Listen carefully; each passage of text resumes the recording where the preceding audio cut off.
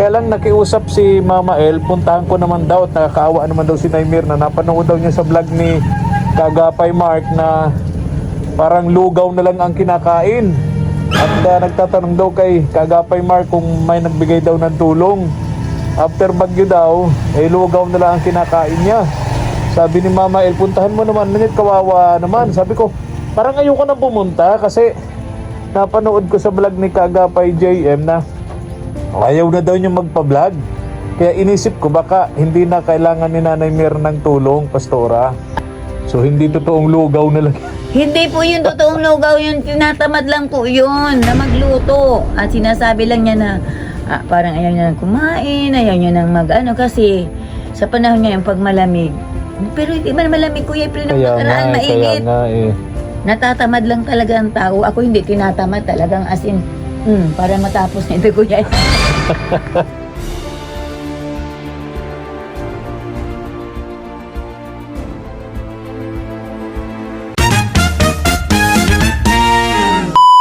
Subscribe to my channel.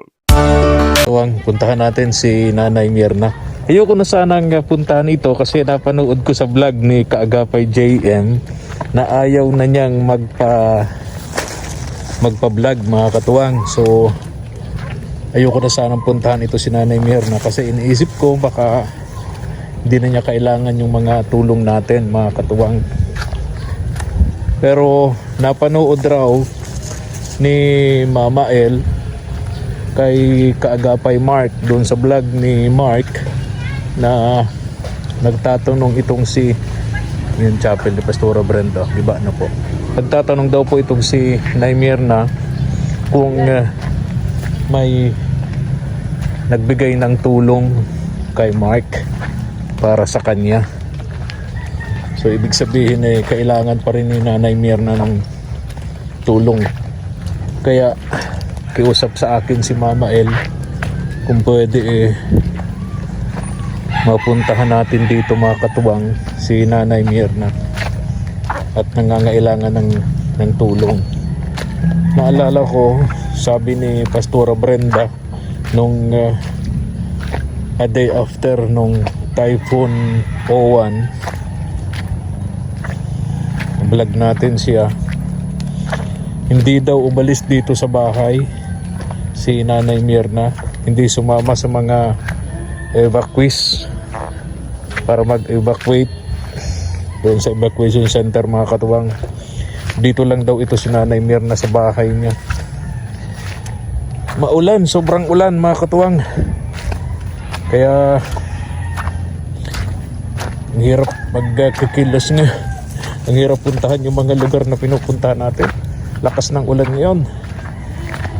Maraming lugar ang binahaan na naman. Maraming lugar ang makakapal naman ng putik. Madulas ang daan. Basang-basa kami ni Kim. Galing kami sa bayan po ng San Vicente sa lugar ni Lolo Jimmy. Dahil may natagpuan at sinundo daw ng Kalingap. May sumundo raw na taga Kalingap kay Lolo Jimmy. Kaya hindi natin nakausap. Pero sabi nung kapitbahay doon sa labasan, okay na daw po yung bahay ni Lolo Jimmy. Tapos na raw po yung CR. And then yung sahig po niya okay na. Ayan, ay nako, makakandado. Parang wala din si Nanay Mirna dito, oh. Kandado yung bahay, oh. Tao po. Ay, wala dito. Wala si Nanay Mirna. Sarado. Nakakandado yung bahay. Nakakandado, oh. Saan daw si Nanay Mirna pumunta? Nakakandado. Balikan ko rito. Wala din si Ate Malu. Sabi nung anak, birthday daw ngayon ni Ate Malu. Malaki rin ang problema ngayon ni Ate Malu, mga katuwang. Kasi yung anak niya, yung kanyang asawa, stroke patient, yung kapatid nito na stroke din, nasa kanya rin, nasa poder niya, mga katuwang, no? Kulit nitong dalawang apo nito, Ate Malu, nagsisisigaw. Nasa kanya rin, galing Maynila. So dalawa na ang stroke na aalagaan ngayon eh. Ate Malu, mga katuwang, yung kanyang bayaw at yung kanyang asawa. Yung bubong ni Ate Malu lumipad, pero ngayon okay naman na. Naibalik na sa dati. Saan kaya si Nanay Mirna, mga katuwang? Sabing ulan niya. Sobrang pag-ulan ngayon. Saan kaya nagpunta yon? Tingnan natin dito sa sira-sirang chapel ni Pastora Brenda. Baka nandito pa. May tao pa rito. Pero wala nang bubong to eh.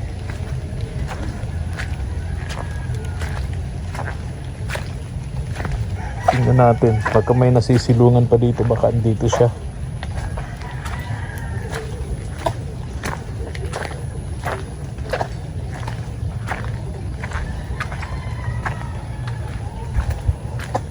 Tao po. Tao po. Tao po. Tao nga. Nay Mirna? Wala po kuya. Ah, wala. Saan kayo napunta? Alam.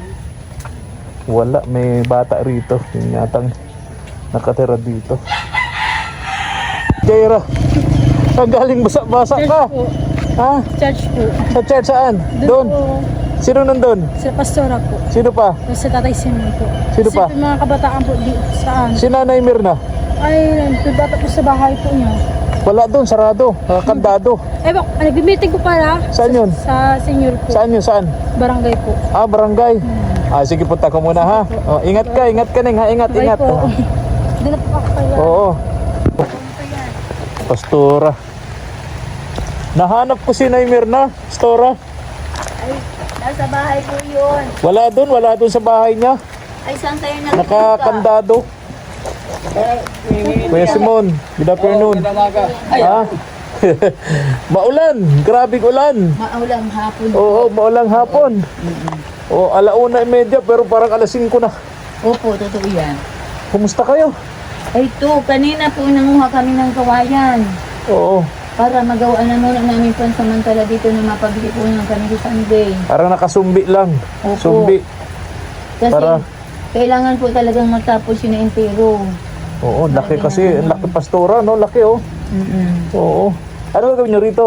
Lalagyan po lahat ng gamit. Ah, gamit. Tapos si Nanay Carmen habang hindi nakakalipat doon dito muna sa akin. Dito muna si Lola Carmen. Oo. Dito sa kinukonstruct nyo ito. Oo. Dito sa Kagabi po, ginagawang doon ito. po- Kagabi po doon ko pinatulog. Ah, doon sa Oo. pinalisan na yun ni Nano. Oo, ni Ni Jocelyn. Jocelyn, doon natulog. Oo, kasama ng dalawang batang alaga Ayun, ko. yung dalawang batang alaga nyo.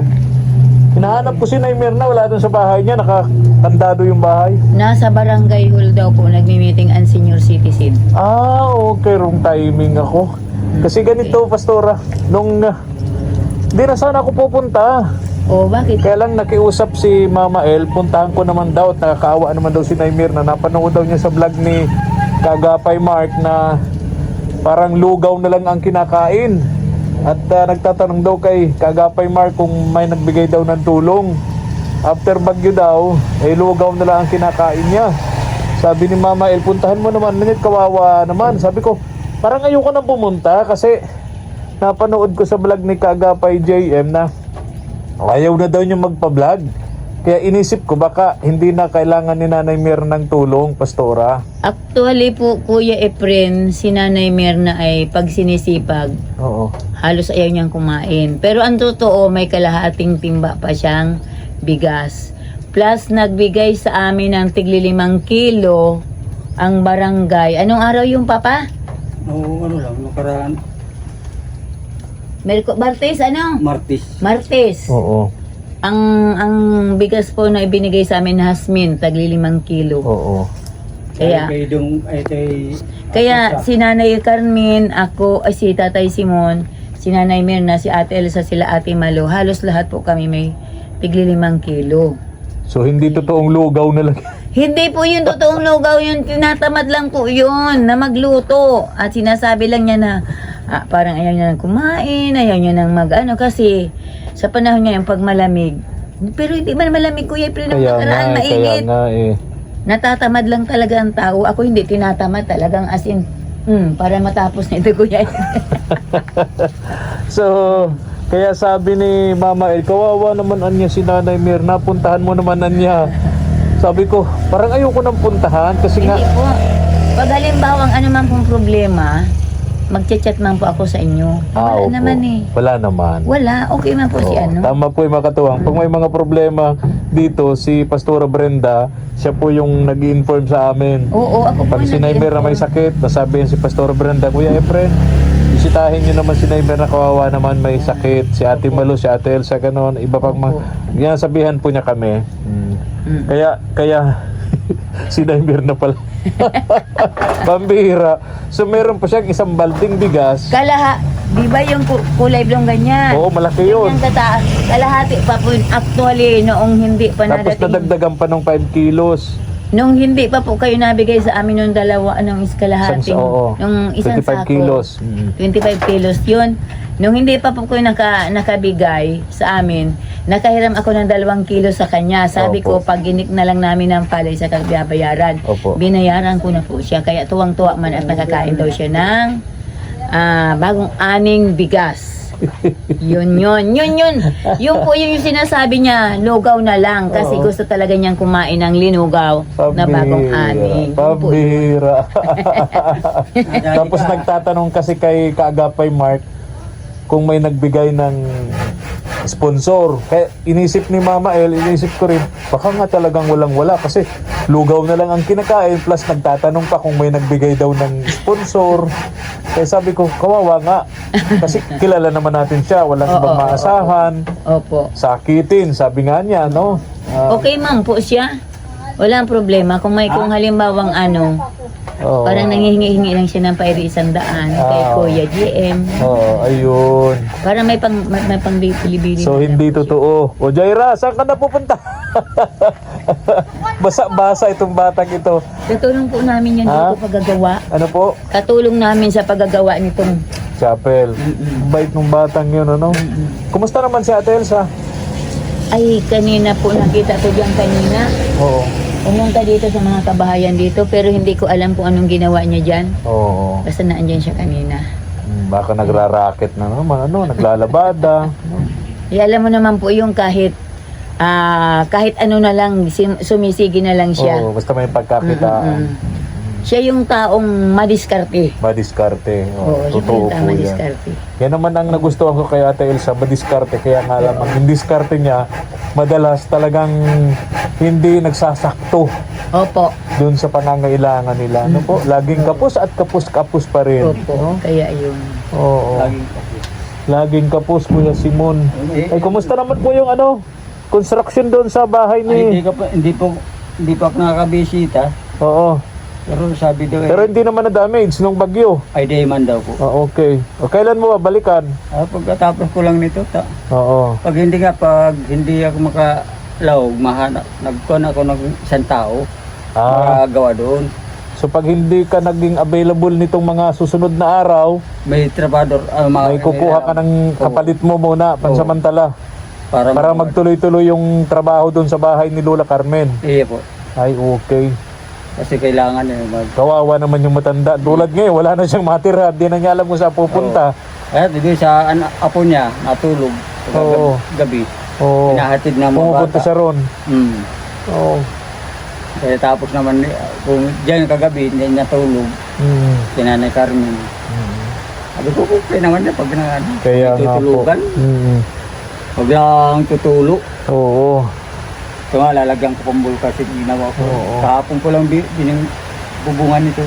Oo, ang bilis Gagawin nyo itong pansamantalang matutuluyan. Iya po. Itong lugar na to. Oo, kasi para mabaklas na doon ang mayero.